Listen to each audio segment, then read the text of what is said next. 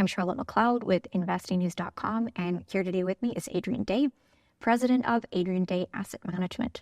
Thank you so much for being here. Great to have you. Well, thank you, Charlotte. Great to see you again.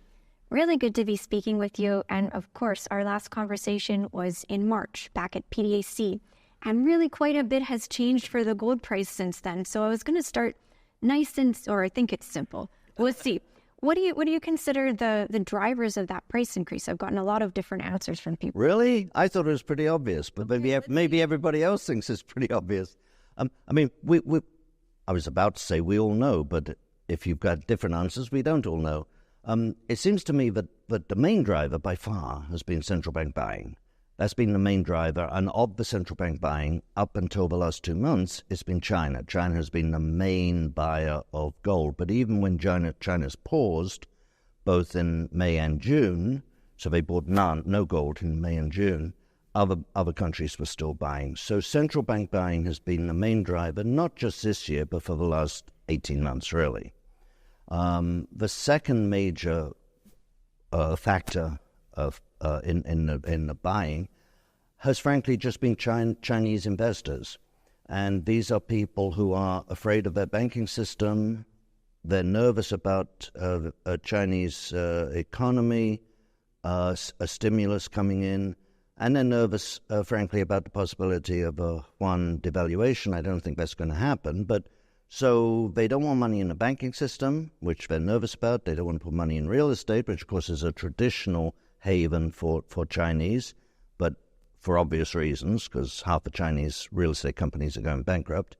They're not allowed to buy crypto, and so that leaves gold, which, of course, Chinese people like anyway. I mean, we're painting with a very broad brush here, but, you know, this is not a stretch for Chinese savers to invest in gold. And you can see that if you look at the numbers from the Shanghai Gold and Silver Gold Exchange, the withdrawals from the Shanghai Exchange, but also from the imports into Hong Kong. These are numbers that are reported. So you can see that. So that's a very large driver.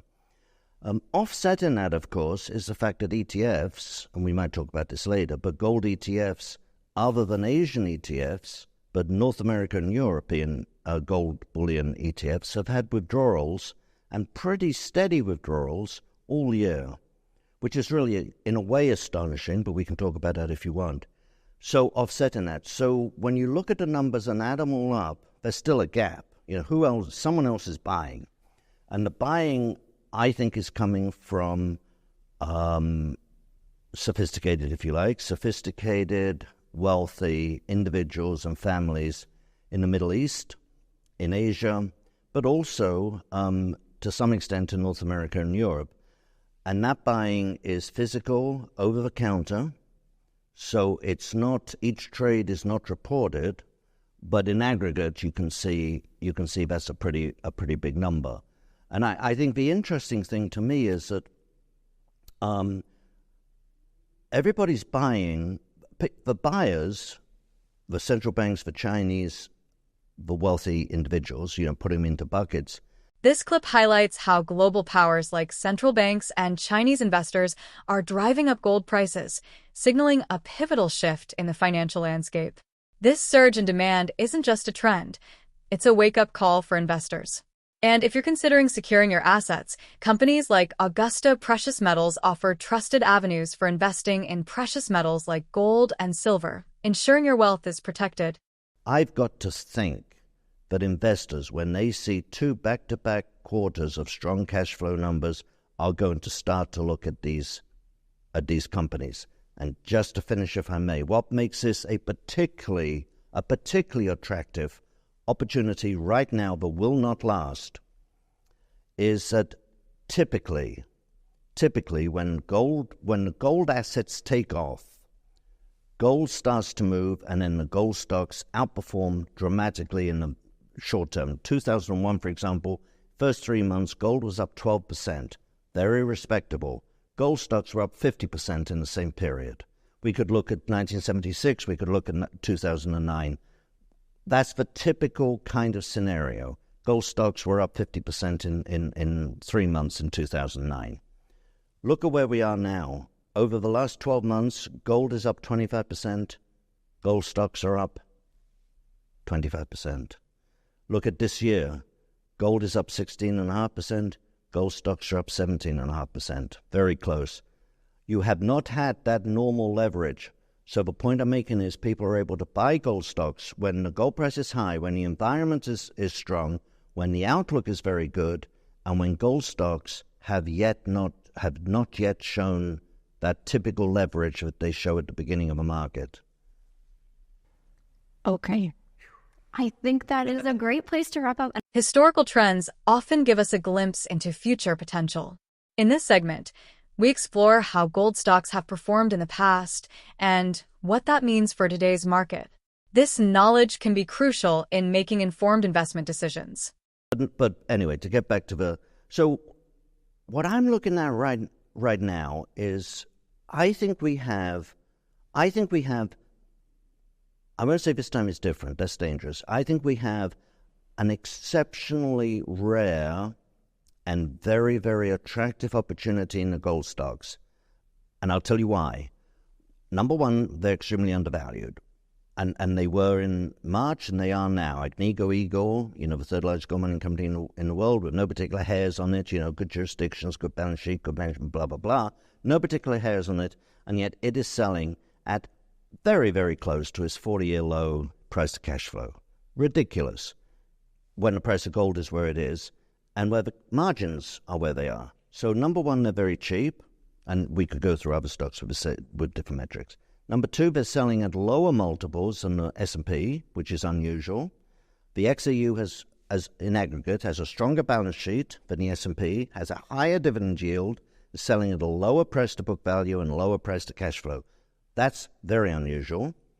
So gold stocks are cheap or undervalued. Then you've got a very favorable environment in terms of a high gold price and high margins. Think about in the first quarter, most gold, well, all of them really, reported good cash flow numbers. The average selling price for gold in the first quarter was $2,070. The average price in the second quarter is $250 more than that. And what's happened to costs between the first quarter and the second quarter?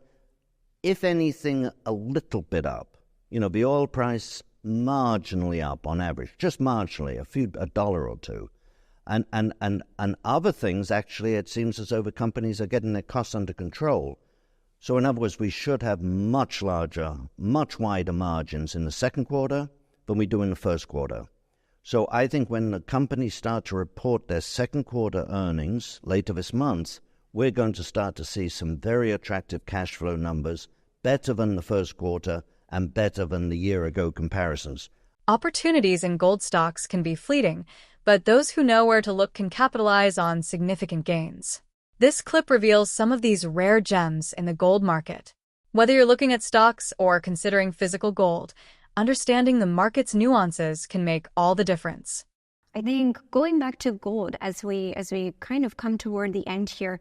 So gold, the price is of course historically high, but I think investors still remain disappointed about the performance of the gold equities. Yeah. So thoughts on that? Are they performing as you would want them to, and when may they catch up to the degree that people might want? As I would want them to, or as I expect is different. We're never satisfied, right? And particularly, this is an interesting point. Gold investors are never satisfied. Look at the XAU of a GDX. From the bottom in March to the beginning of June, they were up 40%. 40% in 3 months. There's nothing wrong with that. Yet everyone's complaining about the gold stocks not moving. Now, of course, a lot of the juniors are not moving, and the seniors have given some of the seniors have given some of that back. In June. I think it goes back to much the same sort of analysis that we had with physical gold, which is that the macro environment for gold stocks is not really positive. Yes, the gold price is high, which is obviously a big factor.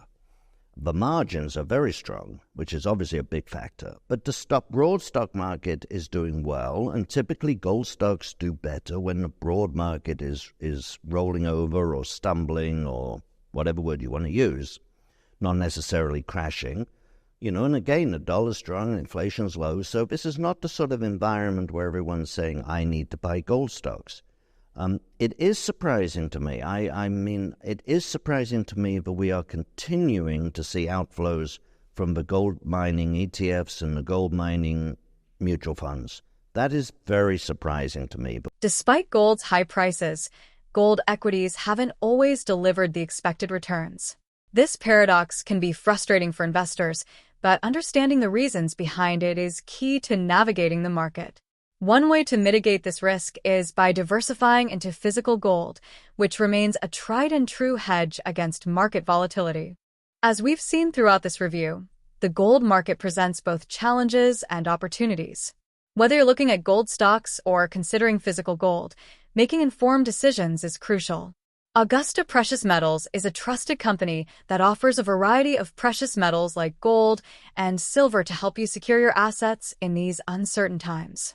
To learn more about Augusta Precious Metals and how they can help you safeguard your wealth, click the link below. And don't forget to like, share, and subscribe to stay updated on the latest investment insights.